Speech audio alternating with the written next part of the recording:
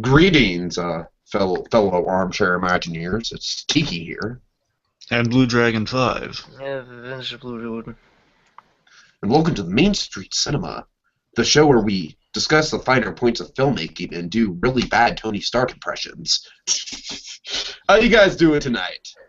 That's what you were doing. Yes, that's what I was doing. I was doing an intentionally bad Tony Stark impression. I understood that reference. I understood that reference. All right, so it's a pretty big event that we're coming here for. Me and BlueDragonFive, we saw the Avengers: Age of Ultron at the Thursday night 10 o'clock screening. We got home, we got online right away. We talked our butts off about how awesome we thought the movie was, and now we're here. We're back with AdvBlueDude. How you feeling, AdvBlueDude? Glad to be here. As always. All right. Yes.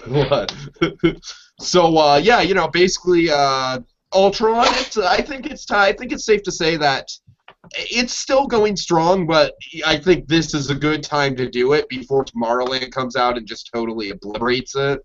And we have to get it out of the way because this is a big movie. It was a huge event. I think it's almost kind of ridiculous that people are considering a failure just because, oh my God, it made $185 opening. Okay, if it made $185 opening weekend, that would be a failure. That would be like 20 tickets? But $185 million opening weekend, and some people are considering that a failure. I mean, how asinine is that? BlueDragonFive, you want to set up how massive this movie was for us? Sure. This is the sequel to the game-changing superhero film that, in essence, gave birth to the MCU and subsequent Phase 2 films, leading up to the highly anticipated, long-awaited Age of Ultron. We were hyped. We could go in excess to how hyped we were, but we already did that in about 8 videos. Yeah, and doing those videos, I must say, was really enjoyable for me because I really did kind of get to the nitty-gritty of all this Marvel stuff. I really feel like I kind of passed my initiation in from being kind of a casual guy who just enjoys the connective tissue of it all to okay, now I know what I'm looking for going into Age of Ultron. So that really helped. But one of the questions we're here to ask tonight, but we're not going to do that quite yet because these characters, they do deserve some justice, so we're going to run it all down. But we are here to ask, though, this movie, of course it stands up as a piece of the Marvel Cinematic Universe.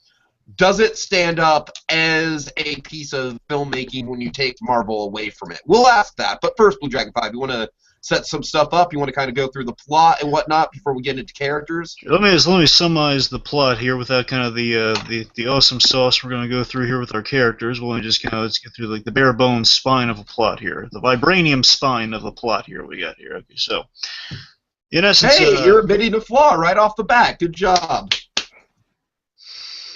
Anyway, that one. Come on. So we start this movie. The Avengers. The Avengers go to Sokovia, the East European country. They go to Sokovia to foil Baron von Strucker and his Hydra pals and retrieve Loki's scepter and Infinity Gem. And we meet the twins. Tony Stark gets a vision. He sees dead Avengers and the world being invaded. He grabs a scepter, and some badness kind of awaiting us in this movie, some danger. We got Tony Stark and Bruce Banner. In essence, because of the Infinity Gem, they create Ultron. Science bros. Ultron that awakens. Happens. Yes. Yeah. Ultron awakens. He crashes the party. Crashes the rap party for the Avengers. Ultron and the twin. Ultron meets the twins. They become fast friends. They find mass reserves of vibranium with Ulysses Claw, who lives up to his namesake. Let's say that much. Leads to an awesome Hulkbuster fight. Scarlet Witch kind of implants visions. Get it? Vision. Implants oh visions. My God! It's foreshadowing. Yes, gives the Avengers visions, kind of throwing them off, kind of dissolving them, kind of giving them a lot of stuff them all over as they go into hiding on a farm. They stew on stuff. They kind of rebuild accounts, kind of work up a game plan for Ultron. Thor and Dr. Sylvie, they go gather some intel in the meantime, seeing what's up with what some of these visions foretold, or what the heck's this that gave birth to Ultron anyway. Ultron's game plan essentially is he wants to evolve his body, which thanks to Helen Cho he kind of is on his way to do, leads to a South Korean chase, which Black Widow is captured. Vision is born, which is their secret weapon, going to his last battle. His last battle hinging on Ultron's main plan of turning the Sokovian capital into a vibranium meteor to kind of start the world anew, kind of like the shockwaves of this thing crashing down would kind of destroy humanity.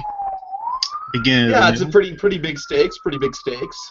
The Avengers are kind of baited into place with Black Widow and the civilians kind of in danger, so they're kind of lured there to kind of save everyone, get in the location, so Ultron can all of me against you. Unlike Man of Steel, they actually give a shit about the civilian population. Thanks to Fury's, and because of that, thanks to Fury's assistance and some helping out by our heroes here, we get everyone evacuated safely. Unfortunately, Quicksilver dies. Got a huge, awesome battle. The Sokovian capital, after it's evacuated, gets destroyed. Bing, bang, boom! We have an awesome little mice and men moment between Ultron and the Vision. Where we leave everyone at the end here is Hulk's gone AWOL. He's on a plane and going God knows where. Thor goes home. Hawkeye's on a farm, living happily ever after. Tony Stark is going to get some R&R, potentially retire, and we have the new Avengers formed, consisting of Captain America, Black Widow, War Machine, Falcon, Vision, Scarlet Witch, the whole shebang. And Thanos. Cap does not get to say his line. True, and then Thanos says he's about to, oh fine, I'll do it myself, as he holds the Infinity Gauntlet. That's the Avengers Age of Ultron in a nutshell. Good job. That was good. That was good. I like how your whole description of the final battle was just bang, boom, pow. That summed it up nicely.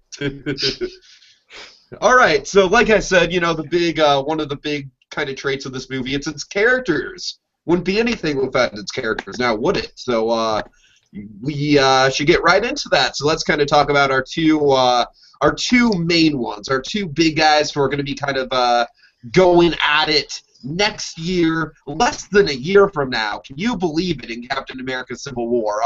We're talking Tony and we're talking Cap. Oh, yeah. Okay, so let's start with Iron Man, the guy who started the whole Marvel universe and kind of ends up being the bad guy for each of his movies, accidentally. Right off the bat, I'm going to throw this out there that I think one of the big flaws of this movie is that Iron Man does not get nearly enough of a... he doesn't get punished enough for what he's doing. He doesn't, it feels like there's no real repercussions. Well, I think that's kind of one of the... I think it's one of the things that you're right, Tiki. That is kind of a flaw with the movie, mainly in how it's handled in the end, at the very end, where he just gets to go off and retire, essentially. But I mean, I think we're going to explore that in Civil War. Then again, it's hinging on another movie, so it still doesn't kind of excuse the fact that it's. No, it doesn't. No, it doesn't at all. Because the whole point of Tony creating Ultron was to be like, oh, Tony's gone, he's gone too far this time. But then again, Tony Stark. Weigh in on this adventure, BlueDude. Well, I mean, no, you're absolutely right that really he shouldn't.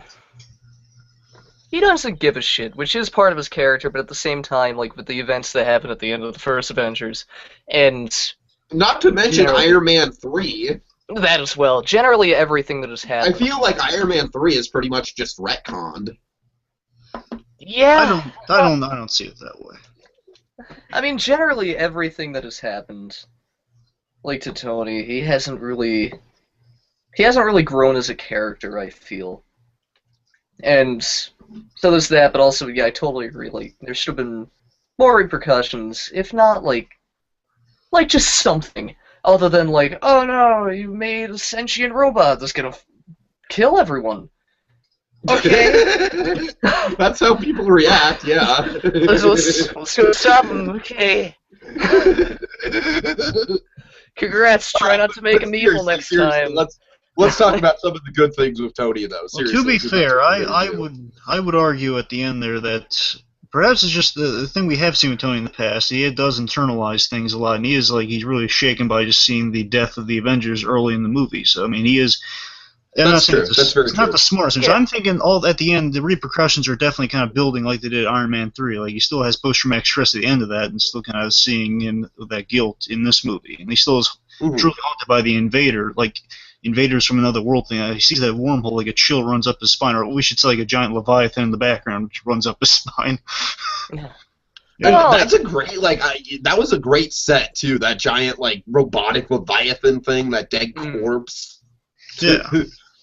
I do feel like the entire movie, Tony should have taken. He should have taken a lot of the things that happen in the movie as his own responsibility.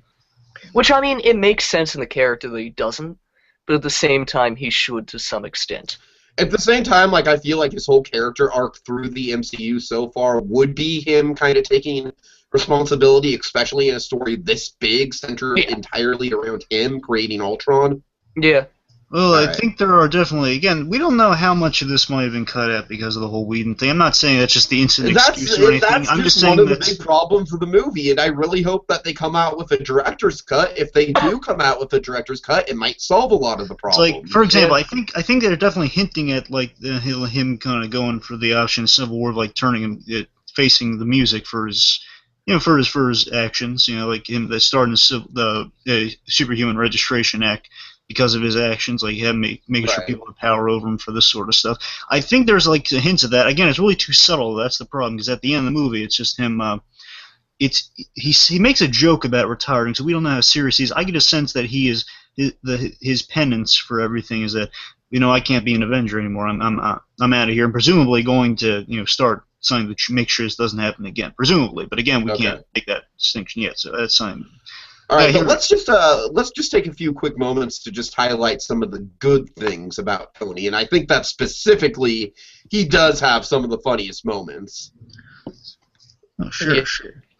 Well, I love that in this one. He's not the leader. He makes a point of that. So no, Cap's leader. He's build all the cool stuff. He's the tech guy in this, and he's kind of like in terms of Tony's arc here, I think he's getting less showboaty. He's getting more grown up. He's thinking big picture now. I think he's growing up in that sense. In terms of just a purely comedic point of view, I think that whole running gag between him and Cap with the language thing, it's a great comedic thing, but I also do think it's a great kind of little subtle way to kind of show off the two sort of different personalities that they have. Yeah. Yeah. And so through this silly little joke, it is kind of okay, this is kind of the difference between Cap and Tony. Yeah. Let me highlight something interesting with kind of Tony's defects in this movie, because I do think they kind of make him a strong character here. Is that he's we see he is being very proactive in this movie, kind of his plan to save the world here. With this is he wants to save the Avengers because he's just kind of see the horrific image of them with that awesome shot like Cap's cracked shield and just saying, "You failed us. You could have saved us." Moment. Yeah, that crack shield was total trailer bait, by the way. It was, but man, it's a haunting imagery. You got to admit. Oh yeah. I don't think we're done with it. I think we're going to see that again, like in Infinity War. I think we're going to see that. I think you could be right. Yeah. The point is, Tony, after seeing the image, he's kind of shaken into fully going into the Ultron program here. But the thing here is it's funny how. With Tony Stark's character is that history repeats itself with the Stark family all the time. As much good as Tony Stark does in this world, as good intentions he has, it will always backtrack and be haunted by that history of, he used to be a weapons dealer that kind of resulted in his own, the shrapnel being in him for the longest time, and just the suffering of other people, like with the twins. Because think about this. His father, we saw in Agent Carter, kind of created kind of Tony in this is the father to the ultimate weapon in the end of the world, much like his father was many times over in Agent Carter. Mm-hmm. So I think that as good as Tony's actions are, he is kind of the father. Literally, if you look at Ultron, it's kind of Tony's son in a way. He's the father to the end of the world. It's kind of like a dark irony following Iron Man there. And again, Anyway, Tony Stark, I love this. One of my favorite little, I love my little Iron Mans, I love my gadgets and everything. So my favorite Iron Man suit gag, I love, and with the effects too. I love him getting out of the suit and turning on Sentry mode. I think that's so cool. I think one of the biggest laughs in the whole movie is the whole secret door thing. Please be a secret door. Please be a secret door. Please be a secret door. One of the funniest things with, I think Tony Stark's best moments are probably during the Hulkbuster fight when he's just kind of, aside from just the obviously awesomeness of the Iron Man suit fighting, he's just him with all the funny. I would say the Hulkbuster fight is probably the best scene in the whole movie. I love, it's not so much the action, it's the dialogue in that scene, just Tony saying, oh. Agree, yeah, it's not the action, although the action is wonderful. Oh, yeah. It's the dialogue and also just kind of the stakes and the circumstances surrounding the scene that makes it a great scene. Tony Stark's a realistic guy, so he's trying the logical approach. I'm going to try to reach him. Oh, wait, I said the wrong thing. He's just got madder. So go sleep. He's like either like a parent tending to a kid with a temper tantrum, tackling his older brothers, it's just an enraged stage. He says, okay, go to sleep. He's trying to punch him until he knocks him out. Go to sleep. I just love my favorite moment. He hits the Hulk with the elevator, he spits out a tooth and smiles, and he just only has the best line in the movie. He just says, I'm sorry. The way he delivers it, it's just him. That's the Robert Andrew with all the sincerity and hilarity he can muster, just saying, I'm sorry. Oh, yeah. What do you think of the dynamic between Tony and Banner? Oh, it's great. Again, they're science bros. It's awesome. Yeah, they're science bros, but I gotta say, I thought it was a little bit watered down from what it was in the first movie, just because I feel like Banner just kind of blindly followed Tony around a lot of the time. Yeah, I would agree. It's interesting to... I'm sorry. No, yeah, seriously, go ahead. I was going to say it's interesting to see that they're closer, but at the same time, they don't really do anything with each other. Tony just says, come on, let's build things, and Banner's like, okay. So yeah, the way I see it, it's just basically like, Bruce is kind of like, like Tony's just like kind of the cool kid, and Bruce is kind of like, well, I know this isn't a good idea, but god damn it, I want to hang with the cool kids, so. I didn't read it as trying to fit in.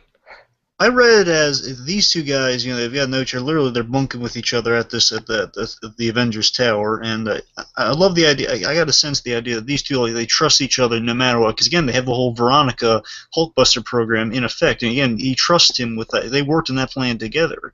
All these kind of, we can assume these battle plans worked out to control not battle plans, but the lullaby operation for calming the Hulks.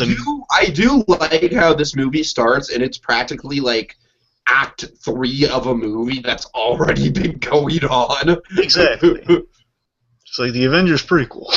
the Avengers. Right.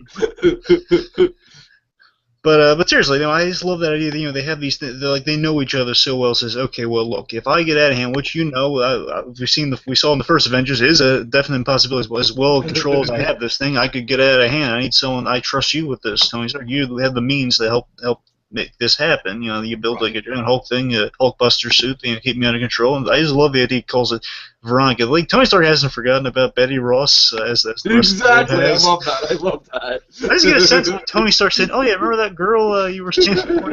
You got into the Red Nation over there." I mean, Betty Ross is basically as dead as Montoya is on Gotham. But, yeah, sad to say. I mean, I do love Betty Ross. It's a shame. I like the character. I don't necessarily like Liv Tyler, so I could kind of take her. I like Liv Tyler, Betty Ross. Yeah. But I am glad that we're getting Thunderbolt Ross back. That is amazing. Yes, I have theories about that. We'll get to at the end. Okay. So the point is, I saw more of trust than just blindly following. It was again, we're they have that camaraderie of saying, "Hey, look, we're mad scientists. Let's face that. Can we create stuff?" Literally, look at the Hulk's, the Bruce Banner's history. He created a monster accidentally, and he's been rolling. But you do agree with me though that I feel like Iron Man is kind of the one who has influence over Banner rather than the other way around. I don't know. I kind of looked at it like a brotherly thing that they just trust each other. Okay, fair enough. All right, let's see. Any other dynamics with Tony that we need to go over? No, I guess we just kind of... Oh, him and Ultron... why don't you save him and Ultron for when we get to Ultron? Yeah, let's save him and Ultron for Ultron. Well, let's just get the transition just to Cap specifically here. So let's just kind of... Okay, cool. So, Captain America, one of my favorite elements of this movie, because I don't know, the more I've been watching the Marvel movies, the more I've been loving Cap even more than Iron Man. It's really hard for me to pick between the two, but I think I love Cap more after every time I watch Winter Soldier, I almost cry. So I must love Cap. I need to rewatch that movie. I really do. I'm guilty as charged. But in this movie, we see Captain America, a very good leader. He's all focused on the mission. Again, there's a lot of fascinating dynamics with Cap in this movie. That he's really wrapped up in his work at this point. He's I like how he's not just kind of like a running joke like he was in the first one. Yeah, he's not like the whole. I understood that reference. Like you may have missed. Right, exactly. It's not like, oh, get it. He's from the 40s. Yeah, you know, Cap's well adjusted, but still, I love how there's the idea that. I just love this idea. It never really. I mean, it's so simple. Of course, it would have dawned on somebody, but never really dawned on me in the movies because you wrapped up in the struggle here. Is you kind of forget that. Yeah, well, what does Cap want at the end of the day? He's just wrapped up in the missions, and with that, he's just at the end of the movie. I love his realization of maybe I don't want the same. I'm not sure if I want the same things that guy in the ice did. There's that realization. Right, yeah. It's really kind of him letting go of the past, for sure. And I think we definitely see Cap's a fantastic character because he budges the hammer, which is a very fantastic moment. So love it brings me no amount of joy just seeing Thor's worried reaction as Captain America budges the hammer. Because if there's going to be anyone who's like close to being worthy in the Marvel Universe for Thor's hammer, it's got to be Cap. Come on. So I love this idea with the kind of building to that kind of the end realization at the end of the movie, which I think is really well seated throughout the movies. That Cap. Think about this, Tiki. It's really rewatching. It really dawned on me this idea. Okay. Captain America. In this movie, we see the awesome hammer lifting scenes, the party surrounding that scene. Sure. He has very few ties to the past. He's got his war veteran pals and Stan Lee. Excelsior. Yeah, I mean, he's got his old war veteran pals, which again, he didn't really. These guys weren't the Howling Command, so I don't assume he knew every one of them that well. But I mean, he's looking for any ties he has to the past. And of course, one of the really understated moments in the movie was when he's talking to Falcon, and Falcon have this really lovely conversation about well, I'm trying to get an apartment in Brooklyn. There's no room there. He says, well, nothing beats home. Because the idea of Cap, he just in this movie. His Avengers stuff's all he really has left. He's just springing forward into the future, even though he wants to have these ties to the past. Think about it. He can't find Bucky still, and that's kind of referenced in this conversation. It says, well, still chasing dead leads? Yep. So Cap is losing everything. He's losing any remnants of the 40s, so he's kind of forgetting who he was. He's just in this new place of kind of, there's no Peggy. Well, pretty much if Peggy remembers, then it's gone. He's missed his opportunity to be with Peggy Carter. He's lost all his 40s ties, so there's none of that old life left. He's just into this new life, and he's just having a bit of an identity issue, so he just can't hold on to the past. And again, that's why maybe the language bit's in there, because language is kind of that's an actual thing, by the way. I really loved in the movie. First time it was used because I've actually I've known some old people who were in the war. I'm not sure, and they were in the war, so I can only assume they're the go-tos on this. That they've said that there is actually a strict language thing. In World War II, at least, you didn't curse like crazy because they try to train you that way. I'm sure that is not the case anymore. Oh, of course not anymore. No, but I mean, they would say, Saving Private Ryan is a little over, rated R-ish. It's like all the cursing was just something that wasn't there in the actual war. Okay. I heard that from them though, so I'm not sure. They say, well, yeah, it's always misrepresented in that movie. Yeah, because I feel like for me, I did like the gag of the language thing, but I felt that was kind of something that defined Cap's character a little too much. I felt like that gag. But you know what? You are bringing up good points about thematic stuff. But AdvBlueDude, you want to jump in with anything on Cap? I mean, not really. I mean, he did probably go through the most change, which is interesting. But there's just not really a ton to say, honestly, for me at least. You touched all the points, both of you. Yeah, it's like he's still this icon stuck in battle, with the whole language in games. His instinct goes someone's cursing in the line of the battle, says, "Hey, language," because again, it might be an actual World War II thing, which again, he's reminiscing to the old. He's trying to hold on to the past as much as he can. Again, the best representation is the vision he has by Scarlet Witch, one of the kind of cool moments of the movie. Just he can't. He gets. Oh, I know you're a Peggy Carter fan, so I knew as soon as Peggy Carter showed up that you were going to be like, oh. It's such a great sequence too, because remember, there's really kind of this nice scene of Cap finally getting that dance, and then you see the creepiness of it too, of these wounded soldiers laughing at it, bleeding out and stuff. Is the idea again? Just see what the dark message of that is, Tiki. It's that even if he's thinking back to the old times, there's still a lot of darkness surrounding that. So just he can only think of the times of war, the happiness during times of war going on. You're just pointing. He can't get that dance or hold on to that memory, and he's alone. Like Peggy Carter mentioned, you want to settle down and have a family, but then it just turns around, everyone's gone. Really, really, really sad. And again, there's another really understated moment, real quick. Just when they get to Hawkeye's house, you'll notice there's this great moment, Tiki, fantastic moment.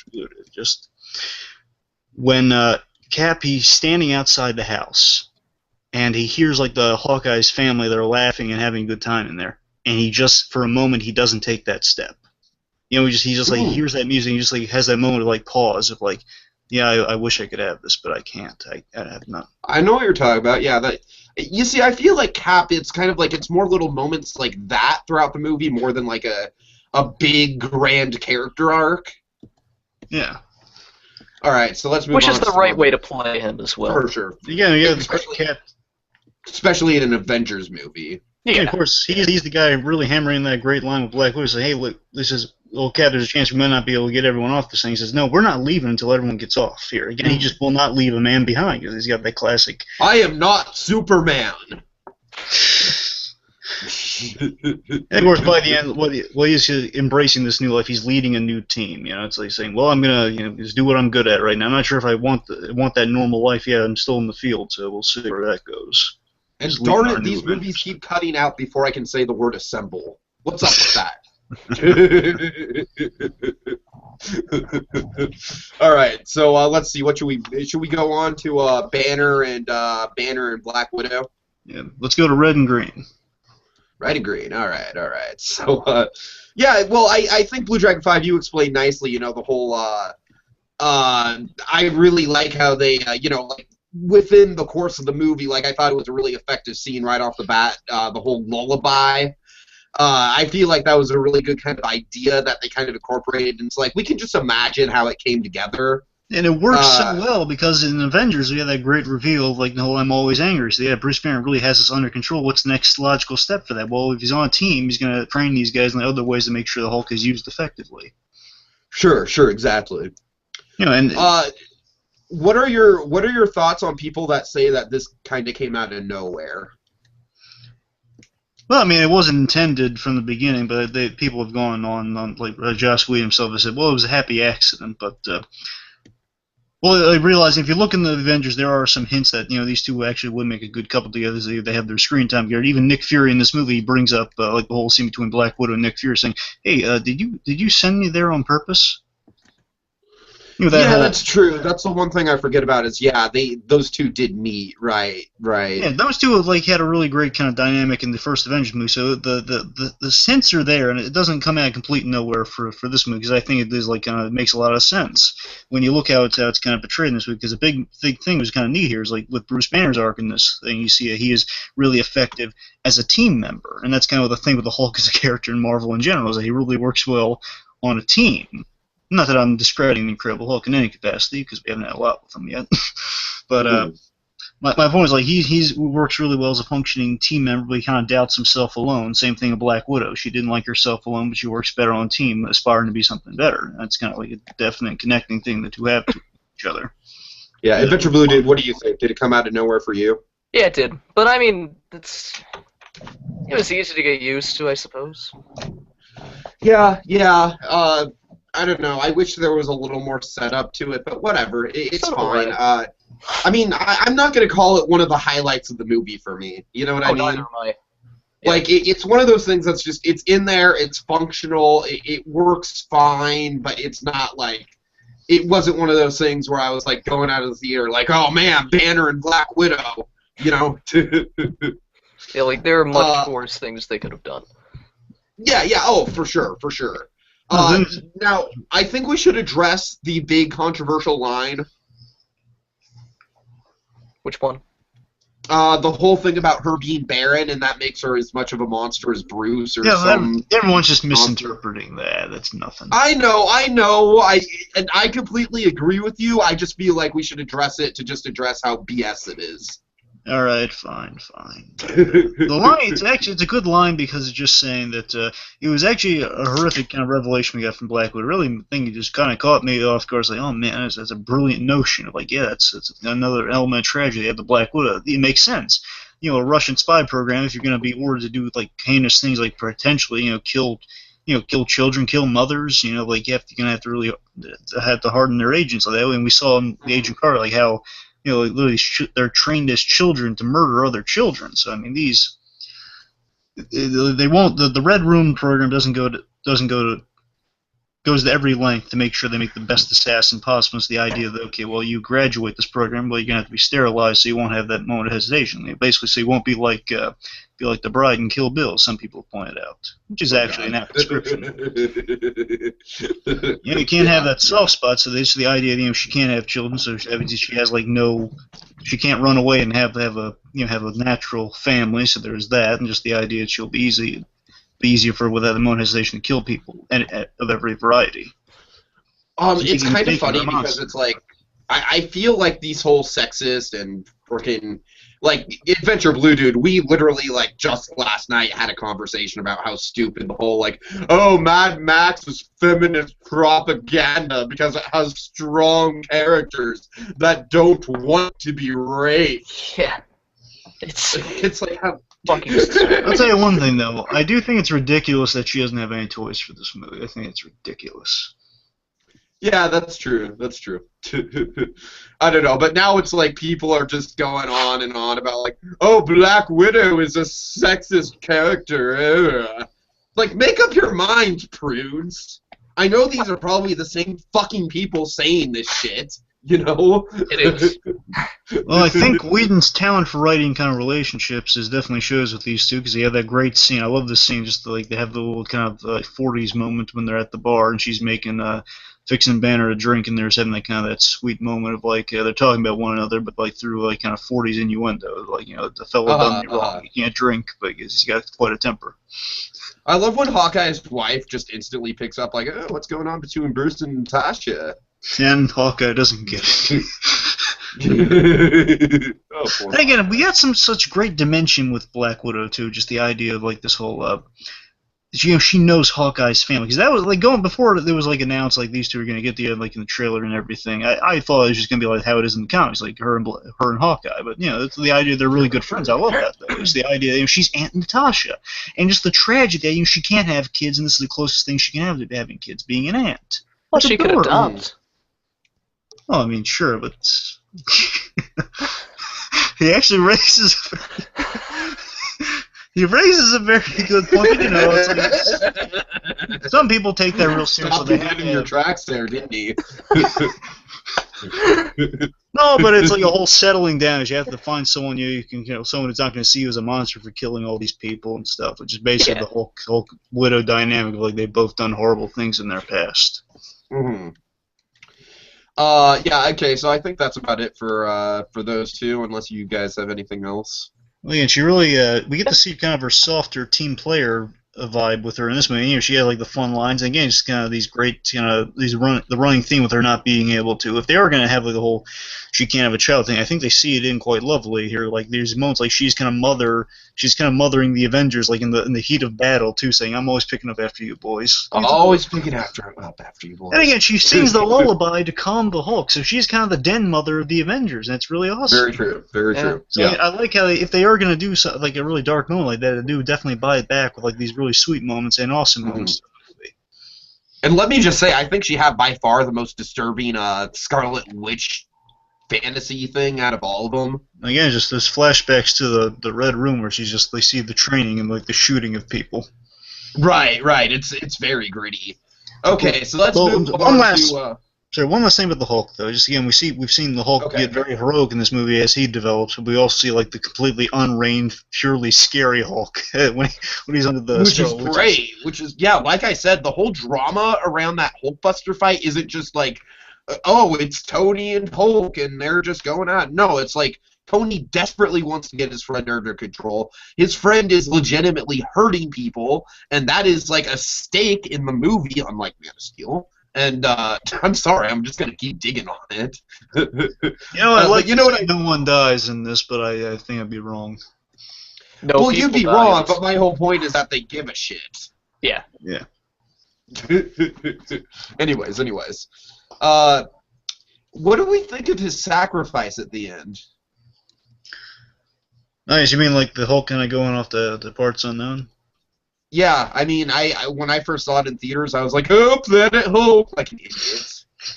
If only It's we funny were because rocket. every Avengers movie, I have a dumb fanboy moment like that. The first one, when I saw Thanos, I was like, "Oh, it's the Red Skull." God. You just won't let that die, would you? No, I won't, because it's what can I say? I relish in my past embarrassment. It You're a makes for glutton fun for punishment. podcasting. And then now in this, it's just gonna be, it's just gonna be like, "Oh, Hulk, he's going up to space, Planet Hulk." No, the thing with God. Hulk that I did like is that, again, we're seeing kind of the Hulk side of it. Like, Bruce Banner kind of had his story get to a close of, like, he can't have his happy ending, and the Hulk kind of makes that decision for him.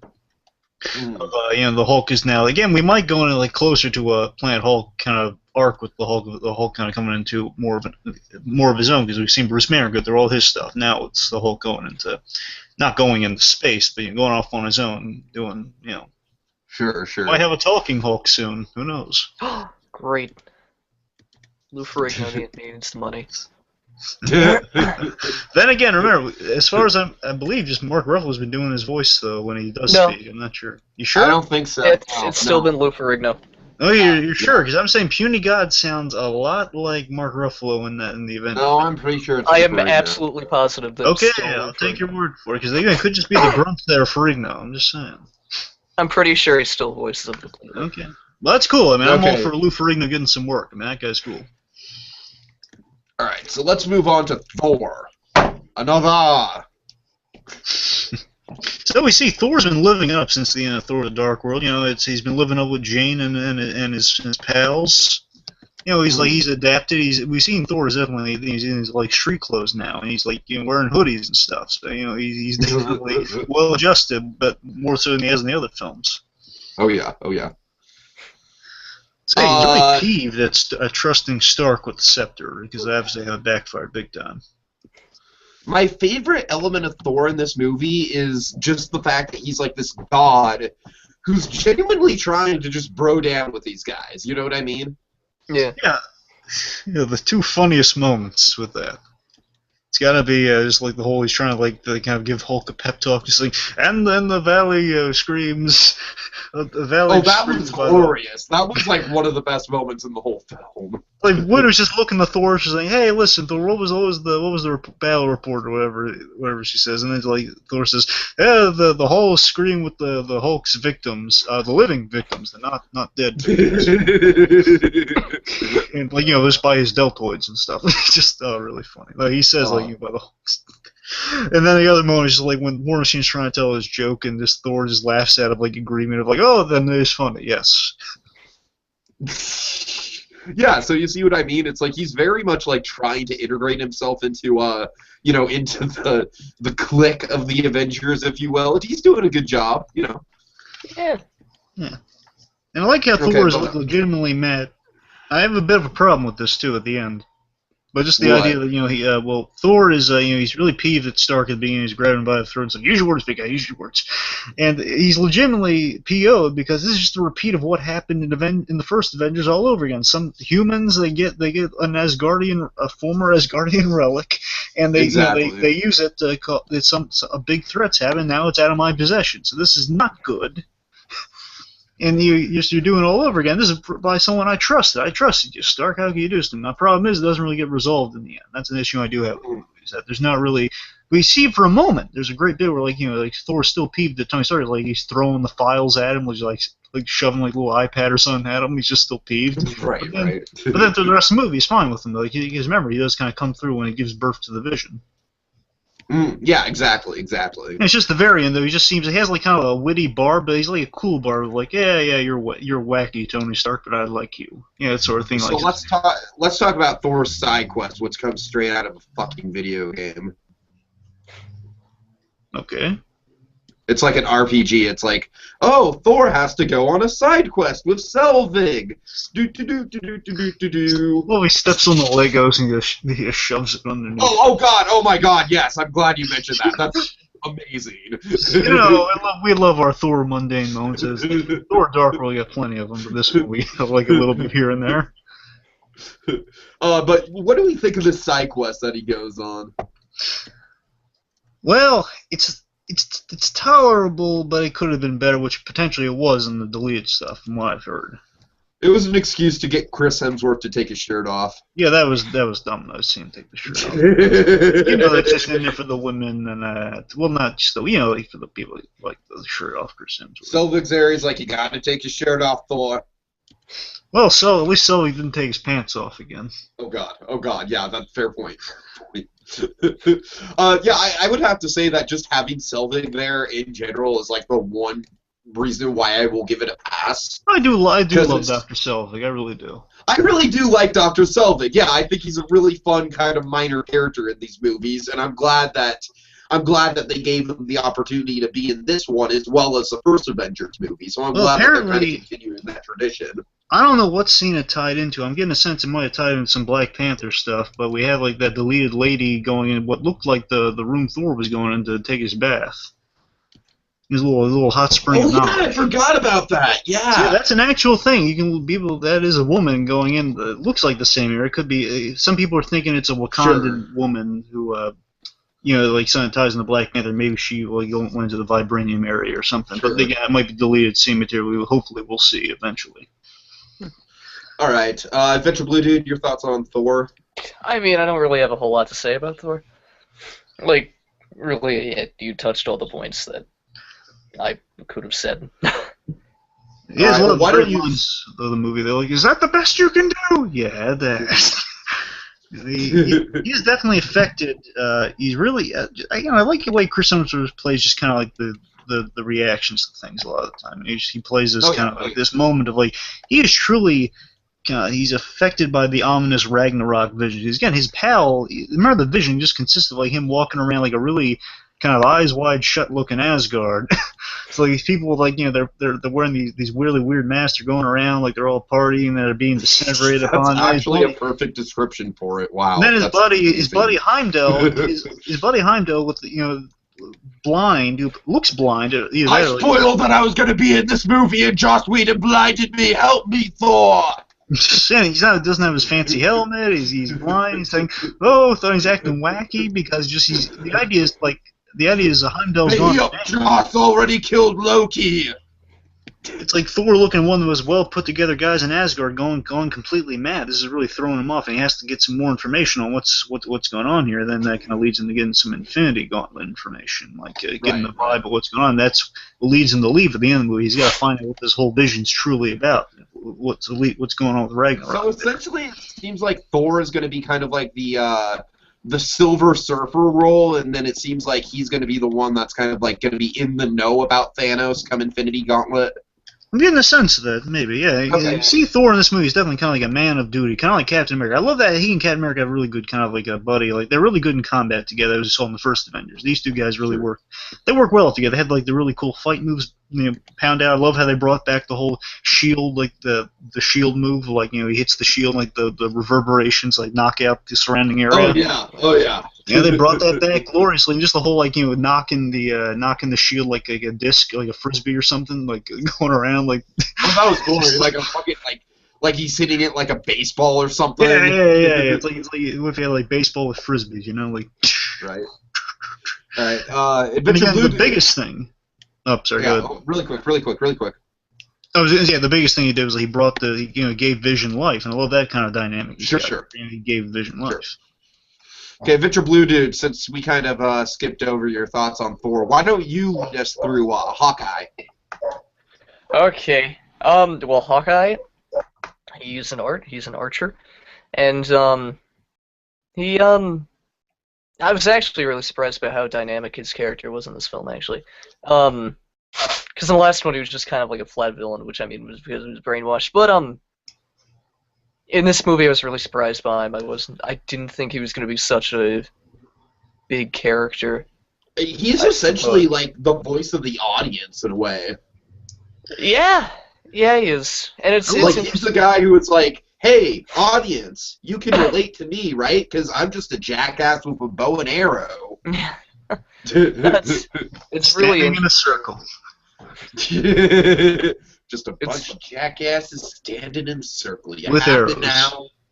It's really interesting to not only see him do shit, but to also see his actual life. Oh yeah. To see that he has such a simple life. So he just really is. The way he's played and written rather is really interesting, Yeah, I mean, especially Whedon. compared to how he was in the first Avengers. Yeah, Whedon was smart in that he made sure, like, I'm pointing out kind of the people saying, yeah, Hawkeye didn't get his due, and it just seems like, why would they have this kind of thing that shoots arrows when we have, like, guys with iron suits and super soldiers and and then practically gods on a team? Why would they need a guy with bow and arrows? Well, because he's awesome, that's why, and because Hawkeye does serve, he basically showed why Hawkeye's a valued member of the team. He's the humanity of the team. More importantly, we see like the determination of like a human guy working alongside the Avengers. More so, he was just kind of the conscience of the team. He was the guy kind of reminding them. It's funny that in Justice League animated series, I know you haven't seen this, in Justice League Unlimited, Batman brought Green Arrow, who's another Archer, as you probably are aware of. Of course. He brought Green Arrow. How's that show coming, BlueDragonFive? What? How's the show coming? What show? Arrow. Oh, Arrow. Oh, sorry, that show. Yeah, sorry. I'm teasing you about the fact that season 3 is terrible. Oh yeah. Hopefully 4 will be better. Hopefully 4 will be better. The point is, Batman brought Green Arrow on Justice League because he wanted a conscience on the team, like a guy who was like really down to earth. Like he's like a people's hero. He's like the street justice guy. And basically wanted to make sure, like, during all this super battle, like the little guy doesn't get stepped on. That's why he brought Green Arrow on the team. And Hawkeye serves a similar role, just kind of he's the grounding element of the team. And again, what his whole, even his name, he's all about hindsight and sight being his thing. Remember, he's the Hawk, in the Hawk in his nest, to quote Dr. Selvig. He gets like a purview on everything. He's the guy looking down, just making sure, look, we're not going to get anyone in our way here. And he's one of the big guys saying, look, we got to evacuate everyone along with Cap. I love the whole dynamic of like how everyone's trying to set him up with a girlfriend before we meet his family. And I love just his feeling of inadequacy too. Like he gets hurt in battle. Like that's again, it's really smartly kind of calling the question like his usefulness on the team. He says, "Well, yeah, why am I on this?" And I know I kind of sort of rolling. I'm the guy giving like the perspective on things, just saying, okay, go to your left. Here's your target there, put target there. But he's still getting like hurt in battle against these new super guys, and yet he approaches it like a beat cop. He's like telling his wife, says, like a punk on the street, we gotta take him down like all the rest. He views himself as the coolest member of the team, even though really he just feels very inadequate. He's a man with a mission. He's something really admirable about that. His skills justify why he's there, and again we see like the real human. He's kind of he's the unexpected window to what the Avengers would like to have. He has a family, something we never would have called in a million years. Oh my God, his two kids and one on the way. Yeah. Yes. Yeah. Yeah, that's it's very heroic. This guy gets to have it all. You didn't think about it. He's the only one you could do it with. You couldn't have done this with any of the other Avengers either. His Cap, we obviously know, can't have a family. Black Widow, we learned, can't have a family. Tony doesn't want one. Exactly. So pretty much the only Avenger who could have this option. I mean, Thor, that's another ball of wax. But you see what I mean, though. Yeah.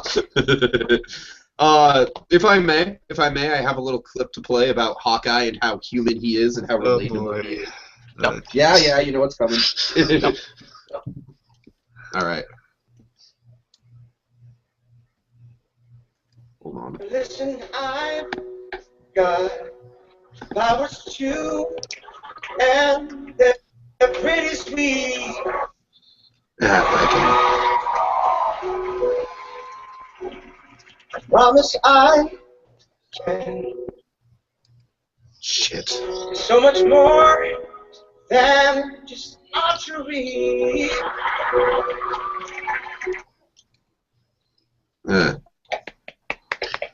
So let's just say one of the best moments in the movie. Hold on. Let me plug back in my headphones. That's not working as well as I hoped it was because the fucking video is all laggy and shit, so I'm sorry about that. That's why I'm in charge of the clips. Yes, it is. You are very right. Okay. What were you saying now? Of course, best moment of the movie, it's got to be that whole speech he has with the Scarlet Witch when he says, hey, you walk out that door, you're an Avenger. Oh, absolutely. Should we talk about him and the twins? Well, yeah, that's a good transition into the twins. I was just going to mention, though, that little song, my absolute favorite moment is when Hawkeye, with all the sincerity he can muster, he's like, I can open a pickle jar. And then the crowd just goes nuts. They're just like, woo, Hawkeye! Pickle jar. It'd be funny if Bruce Banner couldn't open a pickle jar and just called Hawkeye in to do it. Just says, and what if his eyes start turning green? Just Hawkeye grabs it out of his hand, opens it. Oh, they should have had that in there. Oh my god. Okay, anyways, let's talk about the twins. Okay, so Wanda and Pietro. Yes. Okay, so we see, Scarlet Witch, and well, both of them, they're kind of really dedicated to this this revenge mission, especially Scarlet Witch, but also, Quicksilver's got more of this. He's got this power and he's got this cockiness. We see the idea of the mind gem is that it unlocks the inner potential, and Quicksilver is kind of he's quick and dead set on the revenge, and that's probably where that power is coming from. Scarlet Witch is a little more vengeful, like he wants to just get inside the mind of Tony Stark and just kind of right. Basically, because we can assume she's been really like traumatized by the event, and that's maybe what her power stems from, Oh yeah. Like she can really kind of work on the trauma of others, perhaps. Maybe I might be reading into that. I'm just assuming how the mind gem unlocks things. It's a guess. Yeah. How do we think Quicksilver compared to the X-Men version? They're completely different characters. They are. I love them They're both. the same character. Name they are, but I'm just messing with you guys. Well, I'd say we can both agree that Evan Peters probably had the better performance. Well, yeah, obviously he has longevity to him. I think we can give him that in comparison. No, but I'm basing it based on the performance we saw in one movie compared to the other. I'm not basing it on anything else. I liked him keep better. In mind, I was gonna say, keep in mind, it's like Quicksilver's disadvantage is that he died, but his Spoilers. advantage compared to Days of Future Past Quicksilver is that he's in the whole movie. Mm. Yeah, I liked him better in Days of Futures Past, but they were both good in their own right. I was surprised by how much I did like this Quicksilver, considering that Aaron Taylor Johnson in Godzilla was just a fucking piece of wood. He wasn't that bad. Yeah, he was. Yeah, he was. Don't tell me he wasn't that bad. You're just butthurt about that movie. Yeah. Well, I am. I know you. He's just angry about Cranston. Yeah. Pretty much, yeah, I am, yeah, because I'm sorry, but Aaron Taylor Johnson cannot hold a movie by his own. Anyway, so this Quicksilver, I did like this Quicksilver. I'll admit I would have liked a little more screen time with him. However, I do like his arc that's going to set up there. I love all the scenes he's in. I do love that. I like the little dynamic between him and Hawkeye. Yeah, so with Hawkeye, again, if Hawkeye's kind of like beautifully. Yeah, if Hawkeye's kind of like the cop of this movie, like kind of the beat cop, just doing his job. It's like he runs into he's like the truancy officer. He runs into these kids like they're troubled kids, and he wants to set them straight almost. Sure. Yeah, so he views these two as like just punk kids, and he really wants to get revenge on them. Because remember, obviously, he just tasers Scarlet Witch in the head, which is pretty awesome. And then. And then Quicksilver, you didn't see that coming. That runner's pretty funny. Just the idea that at the end, and in the end with these two, and especially with Scarlet Witch, he never expected these two to come around the way they did. He just said, "Hey, look, it doesn't matter what you did before. This is your moment to change. This is your moment to do the right thing. You step out that door. I don't have time to babysit you. I do that enough at home. Look, I don't. I'm only here with bows and arrows. You have powers, okay? You can help us. Nothing about this makes any sense. Yeah. Yeah, we're fighting a robot army out there. None of this makes sense, but I'm going to go out there because that's my job. So you can either help or stay in here. I'll tell your brother to come get you, okay? You got to make that choice. And again, she does it because Hawkeye inspired her. And again, just kind of turn these kids' lives around. I just love that simple kind of, as simple juvenile as it might sound. I think it's really sweet. That was definitely one of the most well-done scenes, for sure. Yeah, he's turning these kids on the right path. And Quicksilver, at the end of the day, saved Hawkeye and a kid. He helped out. At the end of the day, he's going around like they're both now realizing, because it's their home that's being threatened here. Again, their home was threatened earlier in the past with Tony Stark kind of incidentally destroying their lives.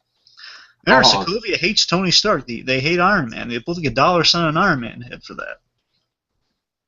I'm gonna go ahead and make. I mentioned this in the first Ultron video we did, but just two really quick moments with Quicksilver. The moment where they're trying to evacuate everyone, and then he runs into, I don't know, like a police station or something. He's like, "Everybody out! Everybody out!" And then like no one reacts. There's a guy playing solitaire who I equate to like the Galaga guy from the first movie.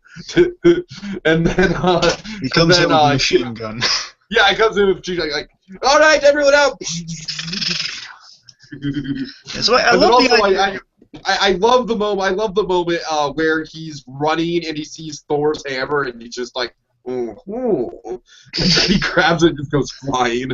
I think Quicksilver is like the more offensive of the two because he's the one like Scarlet Witch is more like she operates behind the scenes because that's what she's good at. We have that awesome moment like where she just has her creepy power moments where like she goes around people and it's like that. I don't know how to describe it. It's like this thing where like the footage is somehow sped up and the music gets wonky. She like sneaks up behind people from the shadows.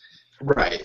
She does her thing, and like Quicksilver, he's more direct about things, just saying, "Ah, yes, Mr. Stark, you must feel at home around here." You know, with all these, with all the weapons and stuff. Again, he's really angry at Tony Stark. I wish they could have got like at least one or two more scenes of him just kind of confronting Stark or just saying something with that, because I think his stuff's there, like a little more than before he ultimately died. Sure. Yeah, he's like 12 minutes older. One thing with Quicksilver's death is I do think it very much plays in favor of Scarlet Witch's character arc going forward. Yes. Yeah. I think it adds a lot more meat to it, for sure. I love that Scarlet Witch has this great potential for good, as with both of these two do. Obviously, we see that play in the movie. They both, they're good kids. At the end of the day, they go through things villainously during the third act. But then, again, he's shooting guns, and she's blowing stuff up. But again, ultimately, then they turn good.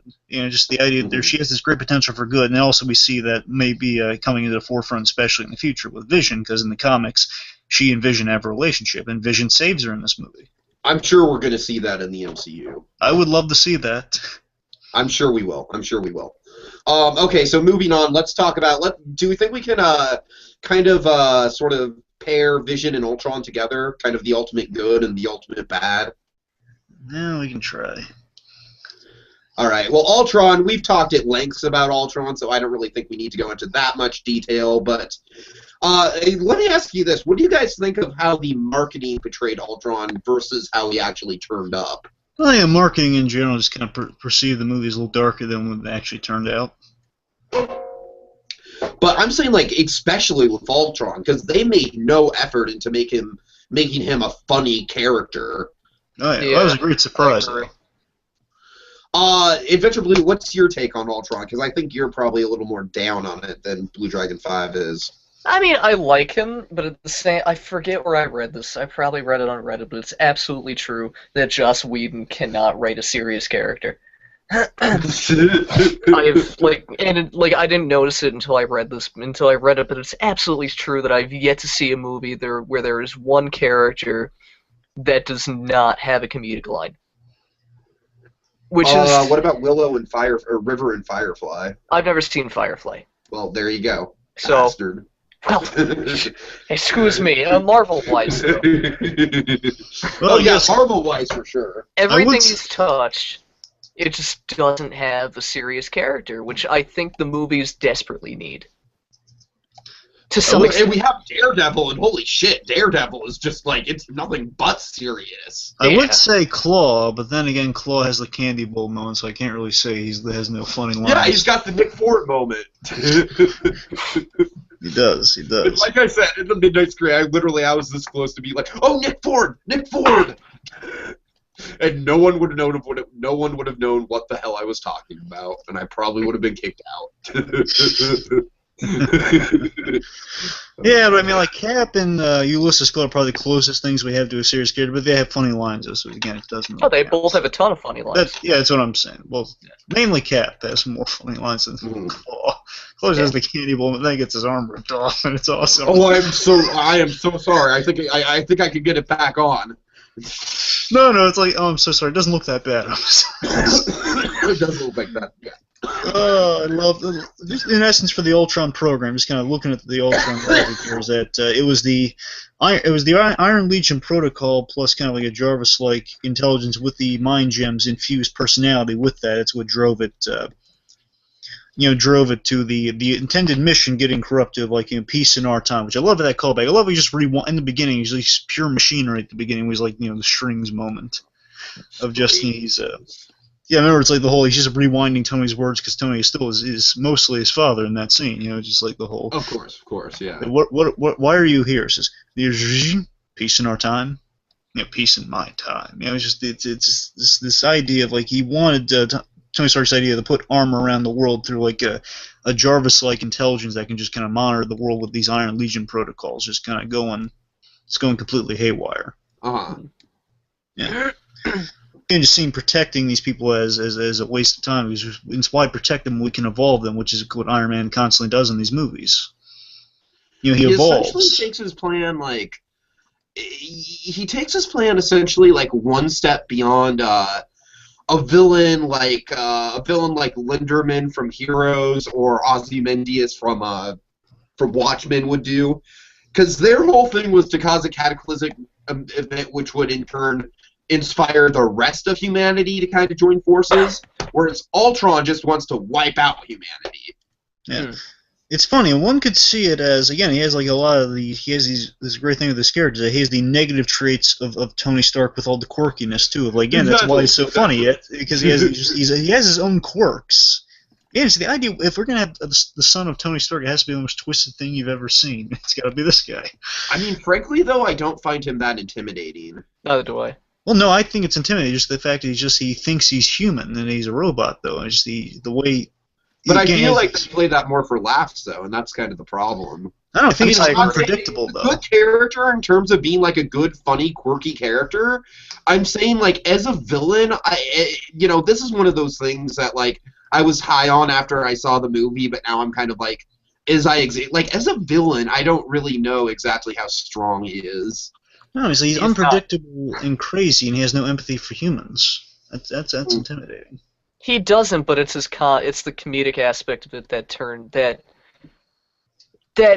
I understand what they were going for. Like the Joker does it in a lot of different things, in a lot of different Batman media, but it just doesn't work as well because they played him too comedically. Yeah, in BlueDragonFive, I'm not saying that I dislike the character, because I know you like him a lot. I'm just saying, like, in terms of being a menacing villain, I think they could have done stuff a little better. I agree. So, alright. Well, yeah, just at the end of the day, he's very human with a lot of daddy issues and big end games. He really hates the Avengers. He wants to.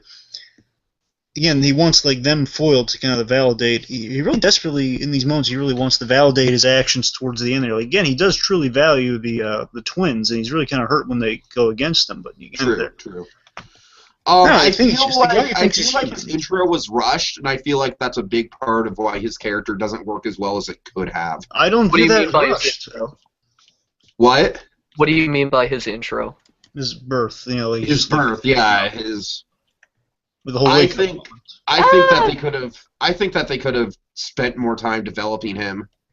Okay, like BlueDragonFive, remember like we were speculating that he was gonna like I don't know, be Ultron for a while before he actually decided to turn evil instead of just wake up evil.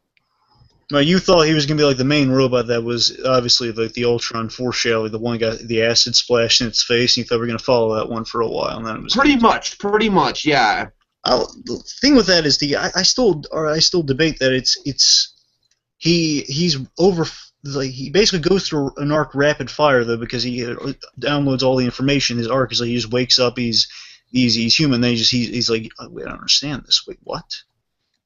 He's like, what's going on here? He just kind of, it dawns on him like, peace in our time. Why are we protecting these people? Like why? He goes through an arc rapid fire. So I think the arc is there, but I kind of like the idea. He's machinery, top of the line machinery. There's processes this like that. So it's evil. It's a intelligence with true personality that's even beyond Jarvis, and it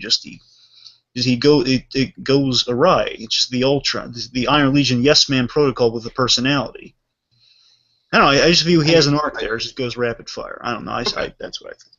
Yeah. All right, well, let's transition to the Vision then. Sure. Okay, Vision, fascinating character. This guy was great. Oh man, just this shows Jarvis's resiliency and support kind of gives birth to something great, and that's the Vision. Mm-hmm. I feel like Marvel did a really good job with this character in terms of introducing a very significant kind of power player to the MCU and doing it in a way where, I mean, how ingenious was that whole device of him lifting Thor's hammer? Like, we don't need to know anything other than that. Like, I feel like his intro was covered let's just say with a little more grace than Ultron's introduction was. I agree. Because, like I said, like, he lifts Thor's hammer. That is something that definitively, like, we know everything we need to know just based on that one visual thing alone. Like, his intro was a lot quicker than Ultron's was, but just the symbolism of that really does set up his character. And that's something that Ultron didn't really have. I love how his arc kind of is intertwined with Ultron. So he was kind of Ultron wanted a robotic, wanted like kind of the ultimate. Again, his big thing is evolution. Like he calls himself a chrysalis, and he wants to be. His vision is the Vision. Like his vision for what he wants to be. He wants to be kind of the perfect kind of breed between human, because he feels very human between humanity and the top of the line machinery, which is basically, remember, a Vision is constructed of vibranium and organic materials. That's what the Vision. Vision is like top of the line organics, and he's unbreakable organics too, ideally. Exactly. Yeah. So the idea is that the Vision is like the robotic savior done right. Ultron is kind of a monstrous version of that. Like just basically, Ultron is still in his mind all the crystal, like the organic body is what he like a side project. Like I'd like to be this way, but I want to still destroy the world. Like if I'm going to usher in like a new age of Ultron. If I'm going to usher that in, I got to be like the pinnacle of like the cross between humanity and what we should all strive to be, and then yeah. I just, like I said, I just think that Marvel did a really good job because this is a character that's a heavy hitter in terms of like the continuity, the comic book. So they did a fantastic job of introducing him with very little and just using devices that are already in play within the MCU for us to understand exactly who he is. Yeah, he's a pure being. Yeah. And let's just talk really quick, like how awesome was that last scene with him and Ultron? Oh yeah, it's so great. Again, I love the idea of going back to Ultron. The connecting part with these two is Ultron has a lot of humanity. He fears his own destruction. He has mortality. He's trying to walk away in that the shattered kind of more classic comic looking Ultron shell, and just talking to the Vision, just saying they're doomed. And again, Vision is a guy who gets it. He's not just like he was a guy who was born yesterday, but he doesn't completely like that. He doesn't want to kill Ultron, but he will save lives because he values humanity. He says, well, they're doomed. Yes, I know they're doomed. That's why we need to preserve life. And again, they both had that goal in mind. That's the idea. They both have the goal in mind to preserve humanity, but Ultron sees it as like we got to evolve humanity to protect it. Exactly. And Vision is like, yeah, we need to evolve, but not humanity, though. So again, really interesting. Again, they both stem from like they're more than brothers. They're like the what if scenario for each other, like the piece together, destroyed robotic part, the fully formed new era of not even just robotics, but like a new form of something. And again, I still debate. I'm not sure he killed Ultron. I think he might have saved him, and so because he was shot ambiguously. I don't think he killed Ultron. I don't think he did at all. Yeah, because he said he didn't want to, and again, it was just the way it was shot. Like he would have just shown him blow him up though, because I'm thinking it was like. Then again, it could have been like a cool like Godfather 2 style type thing. I'm not sure. Oh God. What do you think, AdvBlueDude? Do you think we've seen the last of Ultron? Probably not. I think he like downloaded him onto something. That's what I think he did. I mean, that's what you do with a character like that, right? I mean, it's like they already gave that explanation for why Ultron's able to regenerate. Yeah. No, I'm thinking it's like the Vision did something specifically. Say, I'm gonna basically put him in a prison that no one else knows about, but in kind of like a safer environment.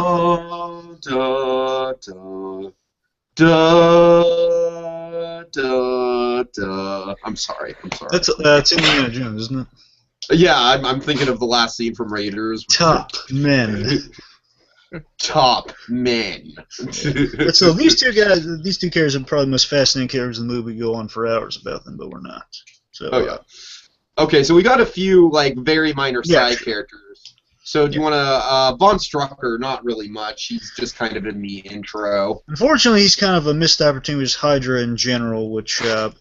Yeah, again, I like Von Strucker. I thought he had a great setup with at the end of Winter Soldier and the idea of this guy. I think there's a lot of potential they could have had with this guy. He embodies a lot of stuff that he could have played off Cap with. Even the little interaction, the idea that Strucker, similar to Captain America, is trying to live in the past. So he may look a little more modern in this the one scene we do get of him, but he's trying to embody the experimentation idea, like what gave birth to Captain America, kind of experimenting on people to give him these new abilities, which again could have been a good connecting point with Von Strucker. I just wish they didn't kill him, then we could have gotten more of him. But in the context of the movie, I guess it works that Ultron. It makes sense Ultron would kill this guy after he gets information from him, but still, it's kind of a shame that they had to. But he does have one really, really good comedic moment though, which is tell us, but. Oh, hail Hydra! We will never surrender. I'm going to surrender. So again, Baron von Strucker, he's very fun though. In the moments we did get him, he's like saying, he's a realist. He realizes, we gotta make sure they don't get the information on the scepter, the information we got planned here and stuff. Like, don't tell them about it. But yeah, with the freaking Avengers, we can't beat them. Okay, so I'm hoping there's a deleted scene of Ultron having a scene with them. Maybe that would be kind of neat to see. Like the moment before he killed him. So Helen Cho, do you know anything about this character from the comics, BlueDragonFive? I believe she's original, but she has this great feel like there were like a string of Avenger characters, like she's in the comics. Oh, she is. Oh, is she? Yeah. Oh, that's nice. I don't know if you've ever heard of Amadeus Cho. Oh yeah, that. Oh, Helen Cho is his mother. Oh, mother. Yeah. Better. I don't think they're going to do it. Do you remember if Cho died in this movie or not? 'Cause she was injured. She was alive. I believe she's alive. A lot of people are thinking that Amadeus Cho is going to show up in a later movie. Oh, that'd be kind of cool. Well, how old did she look in this movie? She didn't look that old, though. She looks like 30s or 40s. I don't think she could have that old. Like that, yeah. Yeah, she's about the right age. Well, I mean, how old's Amadeus usually? Like 11. Oh, 11? Oh, is that young? Something like that. Oh, okay, that's fine then. Yeah, sure. Anyway, I love Helen Cho kind of embodies that feel, like kind of the classic kind of Avenger helper characters that are like just. She does. Yeah, you're right. Technicians, and I always love it. Again, she's kind of like Dr. Selvig for the Avengers. I really love that. Just like she's this. She's like the person who serves a definite purpose in helping out the Avengers. Like Doc, like Bruce Banner and Tony Stark, they know her. Hey, you mind if Dr. Cho sets up in your lab? Oh yeah, sure. Yeah, she knows the place. It's just the idea she's the one who patches the Avengers up, and she's working on new medical technologies, and she serves a big plot purpose of kind of developing the visions. That's awesome. I love that. Yeah. She was good. Is Thor going to be there? Right. She's adorable. You gotta love that Helen Cho. Remember that creepy moment though of Ultron just appearing, saying, "If you scream, I'm going to kill everyone on your staff." That's great. Okay, so I feel like we already kind of covered Claw, unless you have any final last thoughts on him. He's a great intro, for Claw. Oh yeah, I can't wait to see him as the main villain in Black Panther. I'm really excited. He's an I expert. think they set him up great. I love how they said him as like this expert businessman, with the Nick Ford skills. I would wager to say that out of all the setup stuff that we have in this movie, this is probably going to be one of the ones that's the most effective and it works within the context of the movie. I'd love to see a flashback of him running into Tony Stark, to be honest with you, but I don't know if we're going to get that. Yeah. But still, I just love the idea. He knew Tony Stark back in his weapons days a little. He's just this ruthless thief. I mean, he stole from Wakanda, and let me tell you this, Wakanda is not the place you steal from.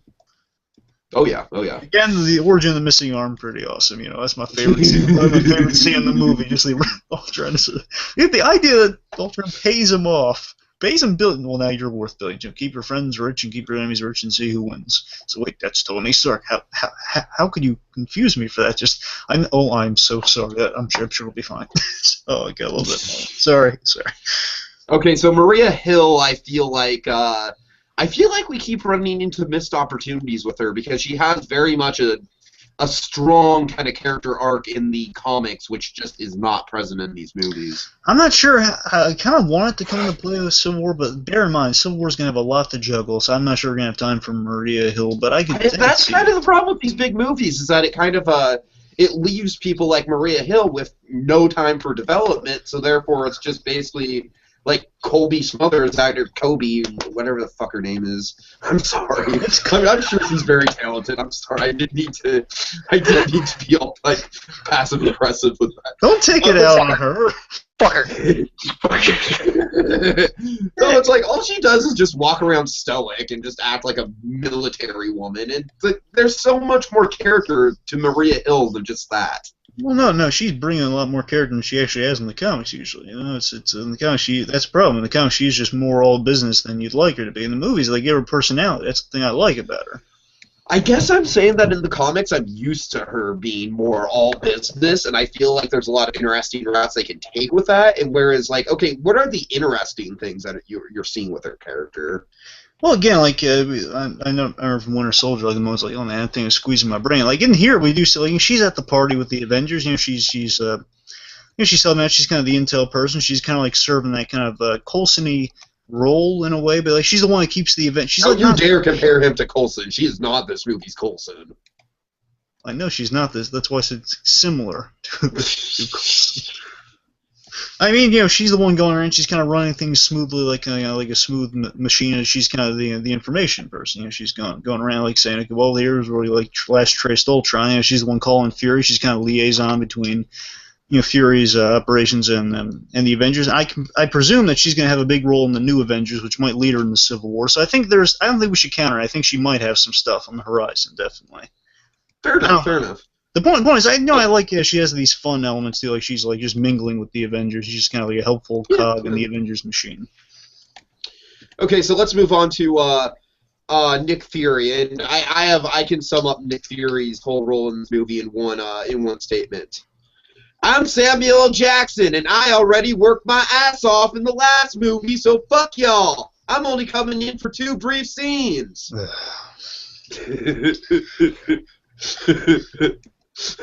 No, but seriously. I mean, he comes in for like 2 scenes. When the Hello Carrier comes in, it's awesome. But Nick Fury is really more of an extended cameo than anything else. However, I do like the 2 things with those 2 scenes. Is that one, Nick Fury, I like how he's still kind of that model. Especially, he kind of goes back to Iron Man 2 with Nick Fury in this movie. That he's just kind of like the Tony Stark's helpful, grumpy uncle.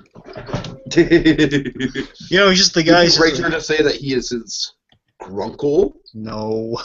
You know, he like walks in and he says, says like, well, you're not director anymore. You can't tell me what to do. No, I'm just an old man who cares a lot about you. That's a sweet line, Tiki. Oh yeah. You know, like you give me trouble, Stark, but I care about you like your old man cared about you. That sort of thing. Just the idea that Fury is just giving kind of this pep talk, and the idea that from the end of Winter Soldier onward here, he's going around. He's really kind of have a little bit of a self-reflective journey. We can assume he's just going around helping the world. In Shield's memory, though, it's like obviously Shield is gone, but he's kind of embracing what Shield should have been. That great moment, Captain America saying, like this Quicksilver saying, "Is that Shield? Like, what is it? Is that Shield as well? It's what's supposed to be." Just the idea, like he's just continuing in memory what Shield should have been. There's I just love the subtle touch. It amuses me to no end that on the new helicarrier, he has the one little the Project Insight little a launch command guy. Remember the one that almost got shot by Crossbones in Winter Soldier? Right, yeah. I love that they brought that guy back there. I hope he comes back. That could be the new Galaga guy. AdvBlueDude, give us your Samuel Jackson impression. I mean, I really don't have anything to say about. Come on. No, you're in your Samuel Jackson impression. I can't do impressions. No, come on, do it. No, I can't do it. Just get very angry about something. I can't do impressions. Okay. I'm sorry. I've had it with AdvBlueDude. I've had it with AdvBlueDude's lack of a Samuel L. Jackson impression. Don't you want a taste of Samuel L. Jackson beer? Hey, motherfucker, how's it taste? I said I want it cold, like frozen. Where is my super suit? Tell me what my suit is one. Okay. All right, so let's see who else. We have we have. I guess the last 2 are Falcon and War Machine. So let's go through those 2 really quick. War Machine, yeah, this cute moment where, like, he's trying to tell his joke and just showing that, he feels small time in comparison to these guys, but he definitely has potential. In the end, he gets rewarded for his help. It's kind of clear. Course, like he kills a bunch of Ultrons, and he does not die, as Tiki and I thought he might. Oh my god, we were speculating like crazy that he was going to die.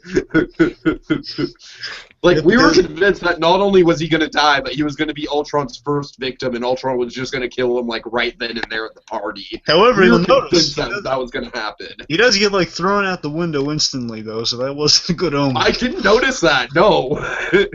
Oh, God.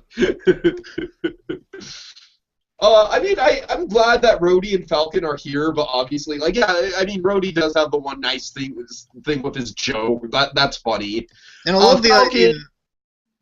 I'm sorry, go ahead. I'm sorry, I was going to say with Falcon, I love the idea he would be on this new team, the new Avengers at the end. He's kind of serving the role of Hawkeye. He grounds Steve Rogers, he grounds the team. He's the realist guy coming in there, and he's like the realist. He's kind of the soldier. He's kind of a cross between Hawkeye and Captain America for a new Avengers team.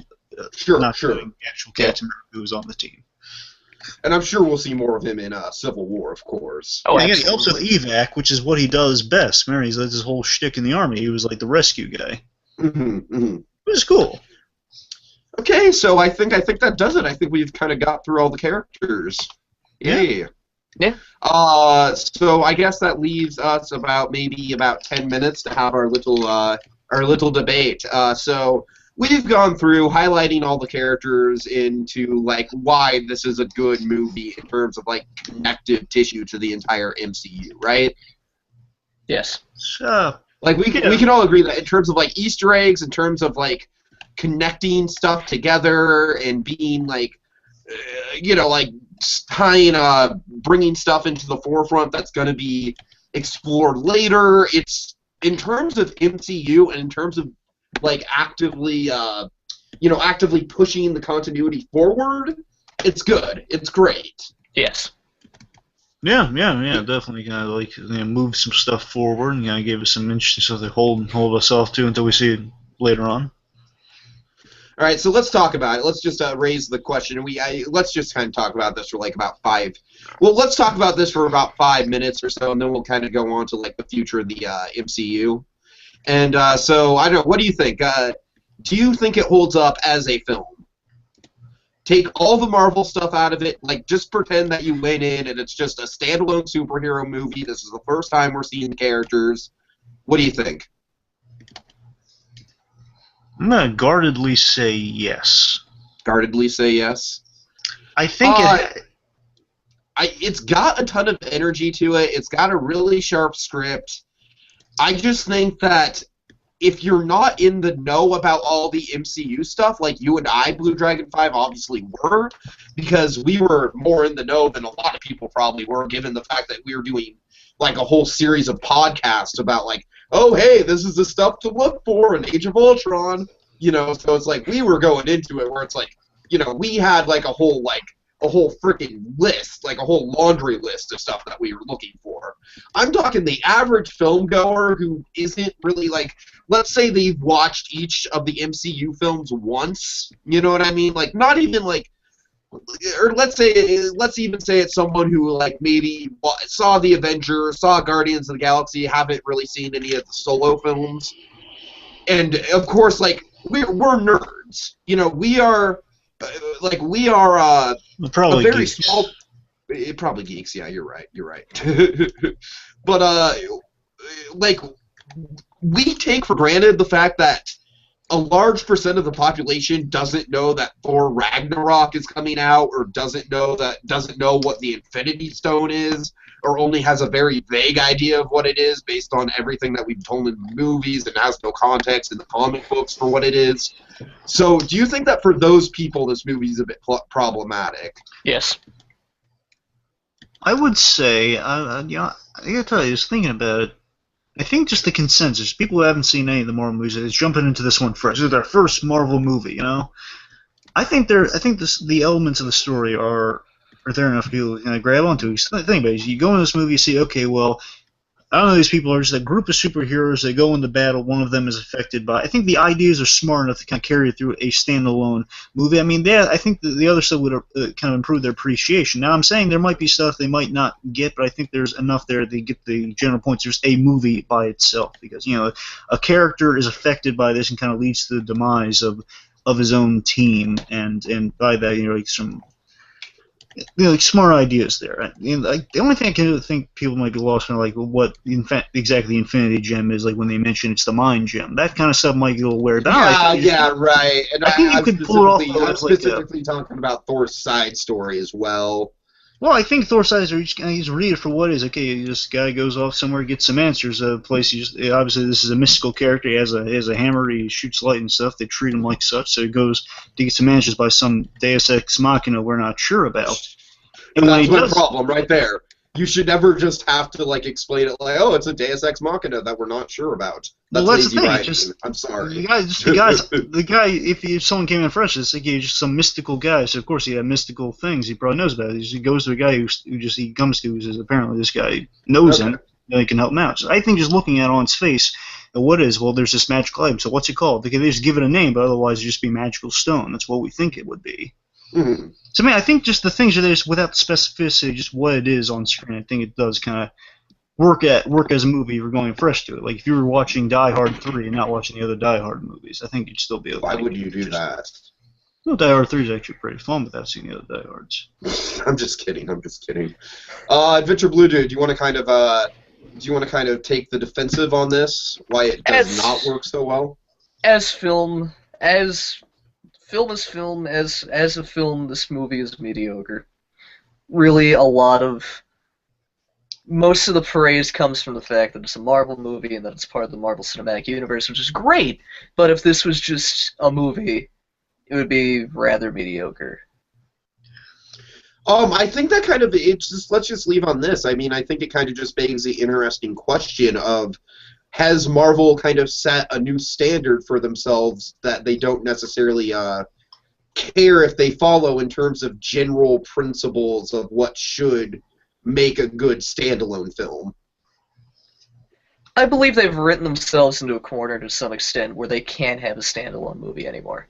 Guardians. I mean, that's literally the only... I argue about Ant-Man. I don't know. I think Ant-Man's going to be a pretty good standalone. Yeah, we'll see. Yeah, well, let me say one more thing about just how this movie could potentially stand on. So I think what's smartly done in the writing here is that each character, with those visions, serve a very important point. They kind of just give you the gist of the characters and what their issues are. Mm-hmm. Well, the whole thing of Black Widow is kind of establishing some background we didn't know about her, and I think it's good for a fresh audience. Well, they know a little bit about her now; they can kind of gravitate towards her for the movie. That's her arc, and I think the arcs are a little self-contained in this movie. Okay.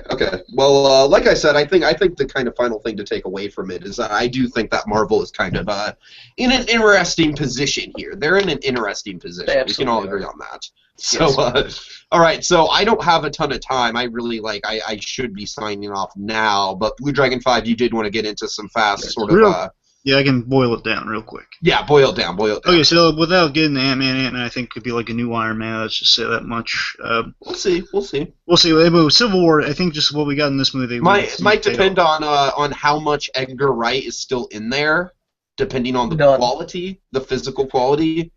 True. AdvBlueDude, actually, I know for a fact that the Thomas the Tank Engine fight is directly out of Edgar Wright's concept. Is it? Makes sense. Yeah. Okay. So at least so they are definitely taking things that he did have and just kind of reworking them. That's good, at least. I imagine it's mostly going to be a stylistic sort of thing, because you know how Edgar Wright can get batshit with his style, right? Yeah. Yeah. So I'm sure that was probably the problem more than the ideas he was actually coming up with. Yeah. Anyways. So the three things I think will just kind of feed into Civil War, because obviously we got new characters. We got Black Panther, Martin Freeman as one of the senators, most likely the guys drawing up the superhuman bill, and General Thunderbolt Ross, and then Baron Zemo is our new bad guy. I think that's going to play into is I think the Hulkbuster fight combined with the Ultron fiasco is going to spark the Civil War, and it's going to be led by Ross Freeman's character, and I assume a remorseful Tony Stark, because again he's going to be okay. Yeah, I can see that. I think those three are going to be kind of the triangle responsible for the Civil War, and also I think because how Black Panther's going to fit in everything here, I think it's going to be ticked off about all the vibranium being used, and also the Hulkbuster fight. I assume was in South Africa, which might be close to Black Panther, so he might. Yeah, it was very close to Black Panther. Yeah. And also, I've heard talk about maybe next, if not the next Guardians of the Galaxy film, then the very least in Phase 4 somewhere, it's going to be the Planet Hulk crossover. Of like instead of Planet Hulk, it'd be the only way they can do a Planet Hulk movie would be Hulk appearing in Guardians of the Galaxy, which might be like a gladiator face. So I disagree. I disagree with that. I do think that they can do a Planet Hulk movie and just make it Planet Hulk. No, I'm sure they could, but I mean with the rights thing currently, I'm saying that's the way they would. Oh, with the rights? Okay, I didn't know there was an issue. That's what I'm. Okay, there you go. Yeah. Okay, and then anything else with the future? Well, again, Hulk, if they go the Guardians route, might be like a grand re-entrance for whenever Hulk does re-entrance. I would very much love to see Hulk in Guardians of the Galaxy 2. I would love nothing more than so that, would I. believe me. Well, at the very least, I think Hulk will make a grand re-entrance into things in the second part of Infinity War is like kind of the it's kind of like the how we're gonna win. Hulk, yeah. Or maybe he could even like show up at the very end of Part 1. Yeah, something like that. That'd be like the cliffhanger. Right. So overall, with the movie, anything you want to say, like real quick, to take us out? I think we've pretty much summed up our thoughts. I think you probably like it the most out of the three of us. I appreciate it for what it is, being probably a little bit more of a Marvel fan than AdvBlueDude. And AdvBlueDude, you said it's pretty media. But how do you appreciate it as a Marvel movie, though? Oh, as a Marvel movie, it's great. I just think that. Considering it as just a movie and not as a Marvel film, it's a little bit mediocre. I think that if it wasn't a Marvel movie, it would be on the same level as a lot of people regard Prometheus. And I really like Prometheus. Ooh, that's a burn. I really like Prometheus, but a lot of people think it's really mediocre. Okay, and it's funny because it's kind of like the opposite reasons here. A lot of people hate Prometheus specifically because of the ties to Alien. But there are no ties to Alien. Well, yeah, there are. I mean, come on. Well, I mean, conceptually... Yeah, there are. Come on, don't play dumb with me. Come on. Of course there's ties to Alien. Conceptually, there are ties to Alien, but it's not in the Alien universe. Fucking A, my grandma should never fucking open the store. Like, seriously, just professionalism. Come on. Like, she knows I'm recording. Now, if I can take us out on a final statement here.